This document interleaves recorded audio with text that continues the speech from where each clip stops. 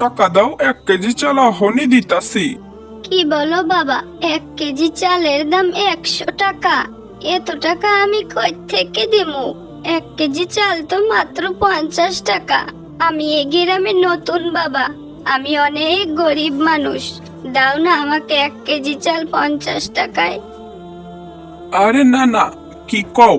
তোমার মাথাটা তো ঠিক আছে নাকি? 1 কেজি চাইলে আমি 50 টাকায় বিক্রি করলে আমার লাভ থাকবো নি? দূর হও তো এখান থেকে, আমার সামনে থেকে যাও তো। বাবা, আমারে 1 কেজি চাল দিবা? হ্যাঁ চাচি আম্মা, দেব না কেন, অবশ্যই দেব। তা কত করে কেজি রাখবানে বাবা আমার কাছে? আমার কাছে কিন্তু বেশি টাকা নেই বাবা। তোমার কাছে বেশি রাখবো না নে চাচিমা, তুমি চিন্তা করো না, তুমি মাত্র 40 টাকাই দিও, যেই দামে আমার কিনা দাম। কি বলছো বাবা? ওই দোকানদার যে আমার কাছে 100 টাকা চাইলো, আর তুমি মাত্র 40 টাকা রাখবে?